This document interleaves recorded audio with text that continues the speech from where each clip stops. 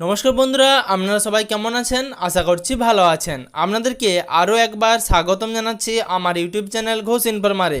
সুপ্রিয় দর্শক বন্ধুরা, বর্তমানে মুখ্যমন্ত্রী শুভেন্দু অধিকারীর তরফে ঘোষণা করা হয়েছে খুব শীঘ্রই আবারও অন্নপূর্ণা ভাণ্ডার প্রকল্পে 1,05,00,000 উপভোক্তার ব্যাঙ্ক অ্যাকাউন্টে অন্নপূর্ণা ভাণ্ডার প্রকল্পে 3,000 টাকা পাঠানো হবে এবং তার সাথে বকেয়া যে কিস্তির টাকা সেটাও কিন্তু ব্যাঙ্ক অ্যাকাউন্টে তারও কিছুদিন পর আবার পাঠিয়ে দেওয়া হবে।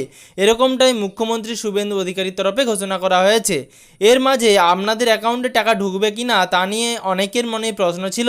বর্তমানে স্ট্যাটাস চেক করা যাচ্ছিল না, সে কারণেই অনেকের মনে সন্দেহ ছিল যে আপনাদের স্ট্যাটাস কিভাবে চেক করবেন এবং তার সাথে আপনাদের যে আবেদনপত্রটি সেটি অ্যাপ্রুভড হয়েছে কিনা সেটা কিভাবে চেক করবেন। এবার বর্তমানে সরকারি তরফে নতুন ঘোষণা করা হয়েছে এবং আপনাদেরকে যে অন্নপূর্ণা ভাণ্ডার প্রকল্পে স্ট্যাটাস চেকের একটা নতুন অপশান দেওয়া হয়েছে। সেখানে আপনারা দেখতে পাবেন আপনাদের অন্নপূর্ণা ভাণ্ডার প্রকল্পের আবেদনটি সেটি অ্যাপ্রুভড হয়েছে কিনা। যদি অ্যাপ্রুভড হয়ে থাকে তাহলে কী লেখা থাকবে, অ্যাপ্রুভ না হলে কী লেখা থাকবে, সব কিছুই বিস্তারিত এই ভিডিওর মাধ্যমে আপনাদের সাথে আলোচনা করে দেব। অবশ্যই ভিডিওটি শেষ পর্যন্ত দেখবেন আর ভিডিওটি বেশি বেশি করে সকলের সুবিধার জন্য সকলেই যাতে এই তথ্য সম্বন্ধে জানতে পারে তার জন্য শেয়ার করে দেবেন। আর আপনি যদি চ্যানেলে নতুন হয়ে থাকেন এবং এখনও পর্যন্ত চ্যানেলটিকে সাবস্ক্রাইব না করে থাকেন তাহলে অবশ্যই চ্যানেলটিকে সাবস্ক্রাইব করে পাশে থাকা নোটিফিকেশনের বেল আইকনের অল বাটনটি প্রেস করে রাখবেন।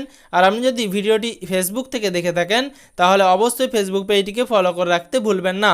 সবার প্রথমে আপনাদেরকে জানাবো, আপনারা যদি অন্নপূর্ণা ভাণ্ডার প্রকল্পের আপনার আবেদনপত্রটি অ্যাপ্রুভড হয়েছে কিনা বা কী অবস্থায় রয়েছে এটা যদি জানতে চান তাহলে আপনারা যেভাবে আবেদন করেছিলেন সেভাবেই কিন্তু আপনাদেরকে আপনাদের মোবাইল অথবা কম্পিউটারের গুগল বা ক্রোম ব্রাউজারটি ওপেন করতে হবে। তারপর সেখানে লিখতে হবে socialsecurityregistry.wb.gov.in।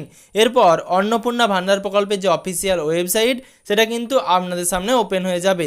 এবার আপনাদেরকে সরাসরি সেই অফিসিয়াল ওয়েবসাইটে লগ ইন করতে হবে। সেখানে লগ ইন করার জন্য প্রথমেই আপনাদেরকে আপনাদের জেলার নাম সিলেক্ট করে নিতে হবে।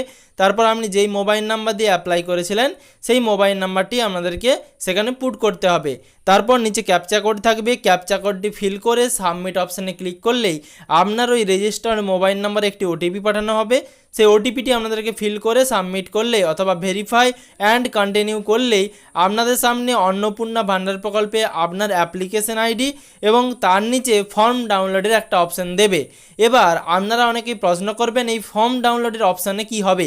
আপনাদের মনে প্রশ্ন আসতে পারে ফর্ম ডাউনলোডের অপশানে ক্লিক করলে আবার তো ফর্মটা পুনরায় ওপেন হয়ে যাবে। তো আপনাদেরকে জানাবো এরকমটা হবে না।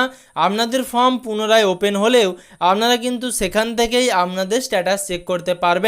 এর আগে আপনারা যখন ফর্ম ফিল আপ করেছিলেন তখন আপনারা দেখে থাকবেন অ্যাপ্লিকেশন স্ট্যাটাস অপশানটাতে আপনার অ্যাপ্লিকেশন কিন্তু সাবমিটেড লেখা ছিল।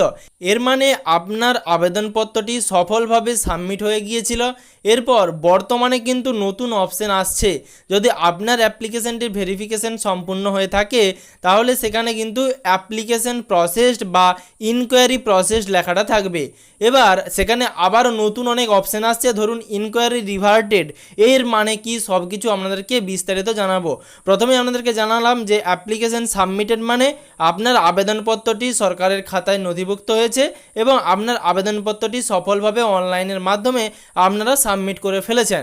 তবে বর্তমানে যদি এনকোয়ারি প্রসেস দেখায় তার মানে আপনার কিন্তু ভেরিফিকেশন সম্পন্ন হয়ে গেছে। ভেরিফিকেশন সম্পন্ন হয়ে গেলেই খুব শীঘ্রই আপনাদের ব্যাঙ্ক অ্যাকাউন্টে এবারে আপনারা অন্নপূর্ণা ভাণ্ডার প্রকল্পের টাকা পাবেন এবং পরবর্তী যে কিস্তির টাকা সেগুলোও কিন্তু ধাপে ধাপে পেতে থাকবেন। কিন্তু যদি আপনার ওই স্ট্যাটাসে ইনকোয়ারি রিভার্টেড লেখা থাকে তাহলে আপনারা কি করবেন, অথবা এই ইনকোয়ারি রিভার্টেডের মানে কি।